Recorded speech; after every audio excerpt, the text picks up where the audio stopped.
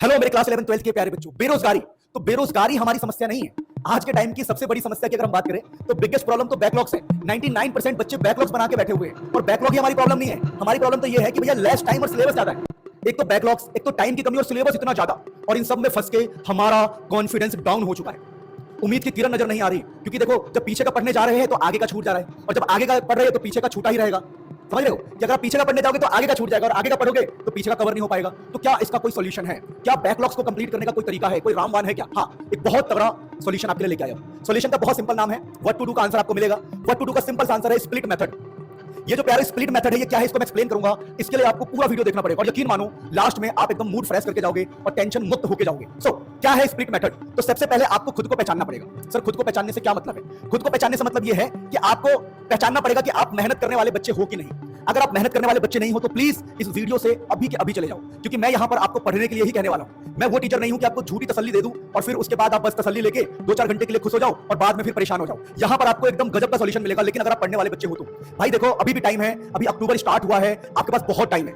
यकीन मानो अगर आप मेरी बात को सुनते हो ना तो आप बहुत गजब करने वाले हो। आपके बैकलॉग्स भी कंप्लीट होंगे, आपके आगे का सिलेबस भी होगा, सब कुछ होने वाला है। और सबसे बड़ी बात, जो सपना आपने देखा था ना स्टार्टिंग में जब आपने 11th में साइंस लिया था, वो सपने को याद करो कि आपको डॉक्टर बनना है, इंजीनियर बनना है, या टीचर बनना है, या जो भी बनना है, उस सपने को याद करो, भूले हुए सपनों को याद करो, और जो बीत गया उसको छोड़ो। और आज से मेरी बात मानो, आज से अपने बैकलॉग्स को कंप्लीट करो, और कसम खाना है आपको कि आज के बाद आप कोई भी बैकलॉग बनने नहीं दोगे। बस ये मैं आपको जान बचाने के लिए बहुत गजब का तरीका बताऊंगा। तो हम अभी बात कर रहे हैं स्प्लिट मेथड कि ये स्प्लिट मेथड क्या होता है, इस बात को समझते देखिए।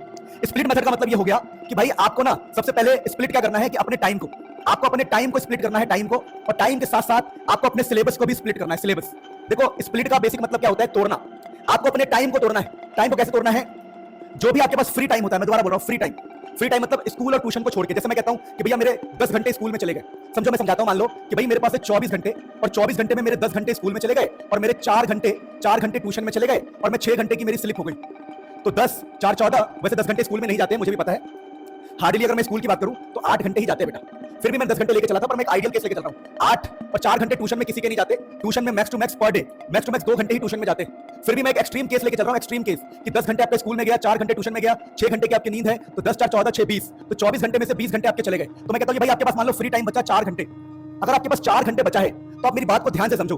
आपके ट्यूशन में जो हमने ट्यूशन का टाइम दिया बेटा, ट्यूशन में आपके आगे का सिलेबस चल रहा है। या अगर आप ट्यूशन नहीं जाते, आप सेल्फ स्टडी करते हो या ऑनलाइन बैच से पढ़ते हो, ट्यूशन या तो सेल्फ स्टडी या ऑनलाइन बैच, तो आपके पास 4 घंटे रहेंगे आगे के सिलेबस को कवर करने के लिए। आगे का फॉरवर्ड सिलेबस, फॉरवर्ड जो आगे का सिलेबस आपको करना है, ये आपका रेगुलर रहेगा, इसको आप डिस्टर्ब नहीं करोगे। तो आपके पास क्या बचा? फ्री टाइम बचा 4 घंटे का। तो आपने टाइम को स्प्लिट किया कि भैया मुझे 6 घंटे सोना है, 10 घंटे मेरा ये है, और 4 घंटे मेरे ट्यूशन में आगे का सिलेबस बढ़ता रहेगा, और बचा मेरे पास 4 घंटे। तो इस 4 घंटे में बैकलॉग कंप्लीट करूंगा, और डेली मुझे 4 घंटे देना है तो देना है।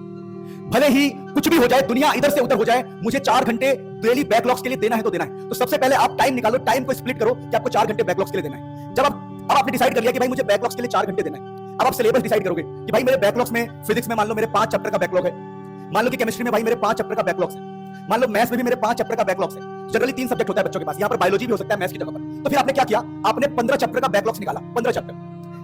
अब क्या करोगे आप? जैसे पता है आपको कि भाई फिजिक्स में क्या मेरा 5 चैप्टर का बैकलॉग है, तो ये 5 चैप्टर में आप खुद से डिसाइड करो।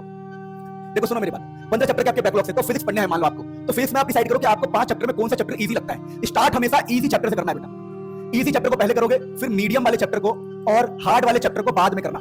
कभी भी आपको हार्ड वाले चैप्टर को छूना ही नहीं है। अगर हार्ड वाले चैप्टर को आप पहले छूओगे, आपका कॉन्फिडेंस डाउन हो जाएगा, और आप उसी में फंस जाओगे, डिमोटिवेट हो जाओगे, और बैकलॉग्स के चक्कर में फंसे ही रह जाओगे। सबसे पहले आप देखो 5 चैप्टर में जो आपको इजी लगता है उसको पहले करो, फिर जो आपको मीडियम लगता है उसको करो, और हार्ड वाले को करो, वरना उसको बाद के लिए भी छोड़ सकते हो। सेम केमिस्ट्री में और फिजिक्स में, यानी कुल मिलाकर आपको मैं बता रहा हूं, पहले तो आप बैकलॉग्स के लिए टाइम डिसाइड करोगे, और जिन जिन चैप्टर का आपका बैकलॉग है उसमें आप डिवाइड करोगे इजी क्या है, मीडियम क्या है, हार्ड क्या है।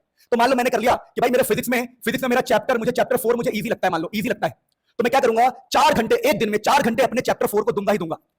फिर अगले दिन जो मुझे मीडियम लगता है चैप्टर, उस मीडियम को 4 घंटे दूंगा। फिर जो मुझे हार्ड लगता है मैं उसको 4 घंटे दूंगा। ऐसे करते करते क्या फायदा होगा? देखो, अगर आप मेरे इस स्प्लिट मेथड को फॉलो करते हो, तो क्या होगा? इससे यह फायदा होगा बेटा, आपका पैरेलल सिलेबस चलेगा, पैरेलल चलेगा, और आपके पास एक आइडिया लग चुका है कि आपको 4 घंटे ही दिन के देने हैं। 4 घंटे आपको 4 घंटे देने हैं। आपको सबसे पहली बात आपको पहले से ही पता है, वरना रैंडमली आप पढ़ नहीं पाओगे। 4 घंटे देने हैं, और पैरेलल क्या चल रहा है कि आपका ऑनलाइन बैच या फिर आपके ट्यूशन में या फिर आपका कैसे भी सेल्फ स्टडी से आप अपना आगे का सिलेबस में अपने 4 घंटे दे रहे हो।